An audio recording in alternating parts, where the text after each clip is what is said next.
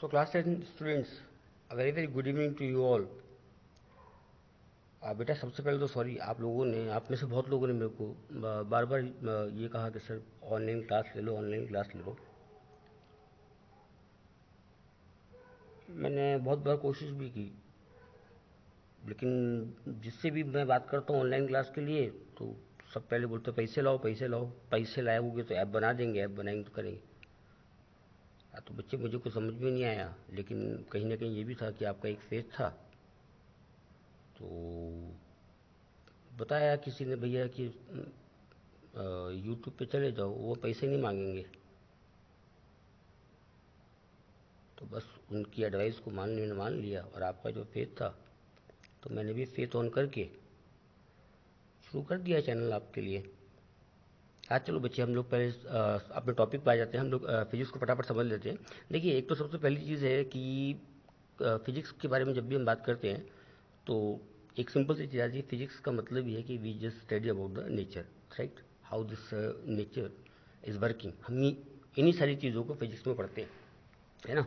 तो सबसे पहली चीज़ समझ लो कि ये जो नेचर है, फिजिक्स, तो ये जो आपकी क्लास हो रही है ये भी सीधे तारों की छाँव में हो रही है।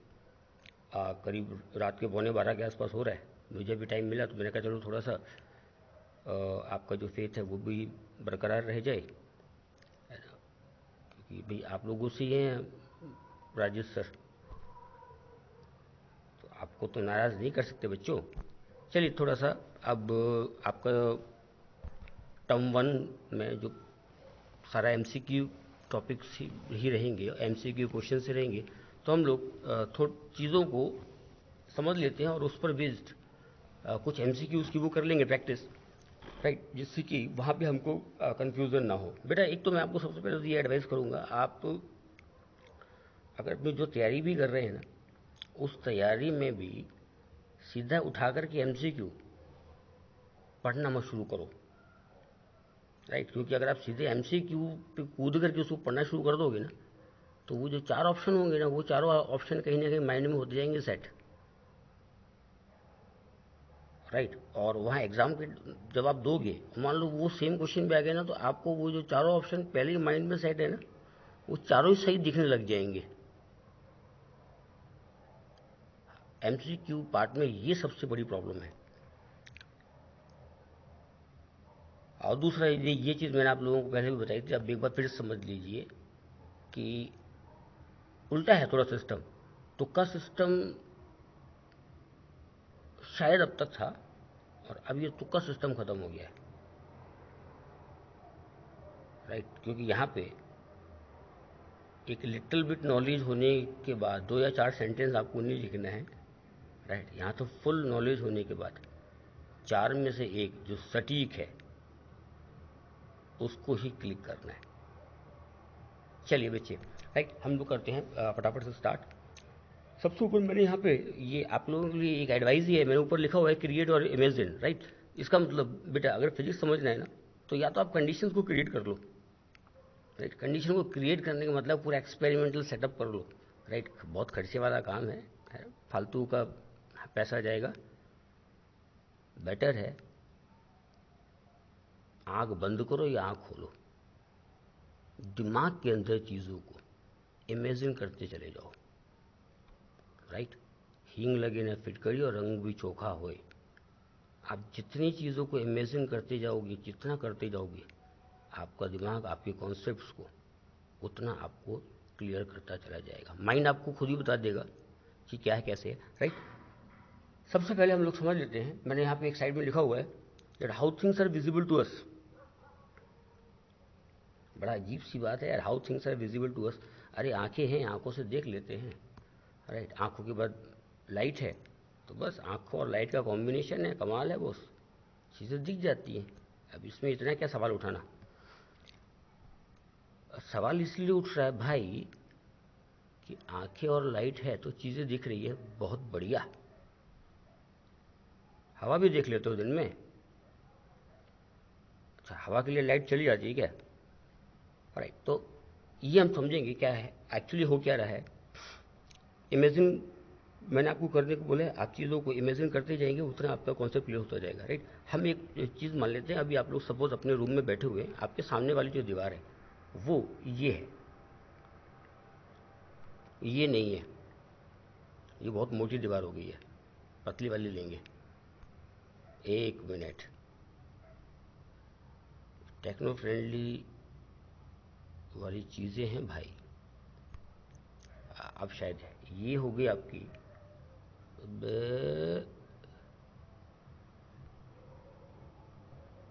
ये कब होगा सही?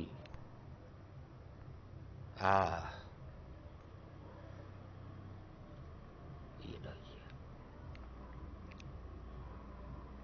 ये रही आपकी वो दीवार जो आपके सामने है, राइट।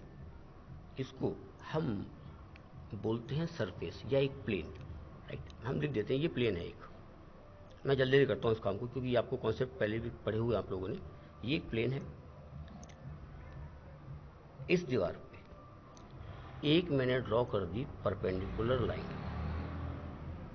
इसको हमने बोल दिया नॉर्मल, राइट। नॉर्मल का कॉन्सेप्ट समझ लीजिए, अगर नॉर्मल से लाइट जाएगी तो वापस जब भी आएगी वो इसी से ही जाएगी, क्लियर। इसका मतलब कि जब नॉर्मल का केस होगा और पूछा जाए कि angle between the incident and reflected ray, तो हमेशा ध्यान रखना है कि वो आपका क्या हो जाएगा, जीरो हो जाएगा, राइट। अब चीज़ें कैसे दिख रही हैं, दिखेंगी भई आपकी आंख को, तो आपकी आंख बना देते हैं, ये रही आपकी आंख, क्लियर। ये रहा बल्ब आपके रूम में जो लगा हुआ है।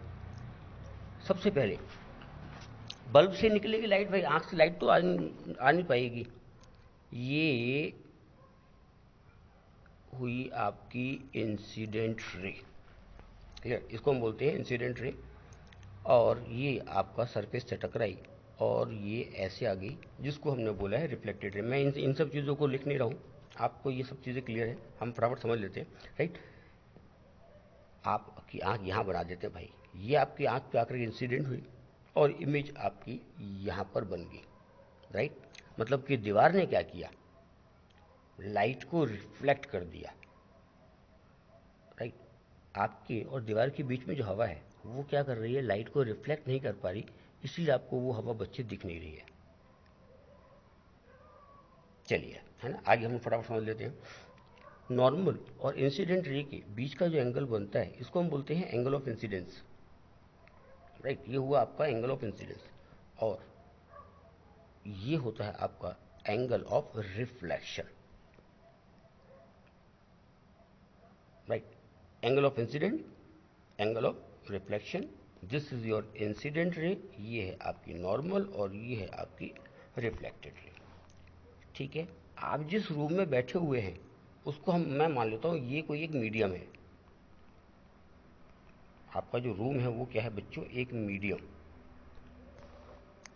आप देख लेते हैं यहाँ पे, इंसिडेंट रे का है उसी मीडियम में है, हाँ भाई। नॉर्मल रे का है उसी मीडियम में, हाँ भाई। रिफ्लेक्टेड रे का है उसी मीडियम में, हाँ भाई। इसका मतलब एक चीज़ तो ये हो गई, angle of incidence, angle of reflection, right, and normal, और इंसिडेंट रे, रिफ्लेक्टेड रे और normal, they all lie on a same plane और in a same medium, right. वो एक ही मीडियम में है, तो हम उनको बोलते हैं कि या वो एक सेम प्लेन पर ही लाई करते हैं या एक मीडियम में ही हमेशा क्या रहते हैं, मीडियम के अंदर ही, सेम मीडियम में ही हमेशा रहेंगे, राइट। ये होगी आपकी बेसिक चीज़। इसमें ये लॉ है, आपको पहले से पता है, फिर भी एक बार लिख दें, angle of incidence is always equal to angle of reflection. Angle of incidence जो है वो हमेशा क्या रहेगा, एंगल ऑफ रिफ्लेक्शन के बराबर रहेगा, राइट। इस फिगर को देखते रहो, एक एमसीक्यू बना लेते हैं फटाफट से। अब मान लीजिए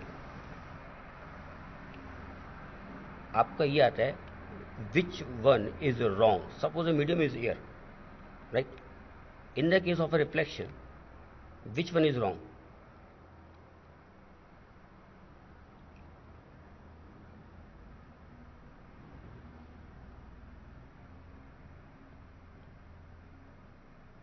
either we can say which will not lie on the same medium, right. Out of the given terms or the points, which will not lie on a same medium in the case of a reflection. Incident ray, option A. Option B, reflected ray. Option C, normal.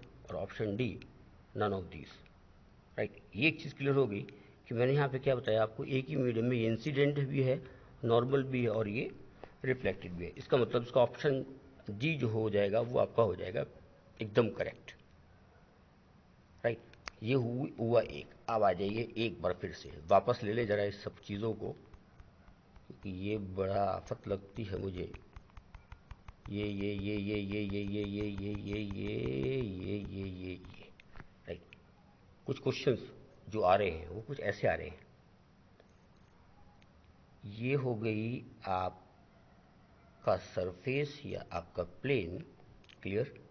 इस surface पर ये आ रही है incident ray. Clear. ये है आपका normal और ये है आपकी रिफ्लेक्टेड रे. राइट. अब मैं इनको थोड़ा टर्म्स को नाम दे देते हैं. इसको मैंने बोल दिया 1, ये एंगल है भाई. इसको बोल दिया 2, इसको बोल दिया 3 और इसको मैंने बोल दिया 4. राइट. अब एक चीज, 1 जो है, ये जो 1 जहां लिखा हुआ है ये कौन सा एंगल है बेटा? ये जो 1 जहां लिखा हुआ है ना, ये एंगल सरफेस और इंसिडेंट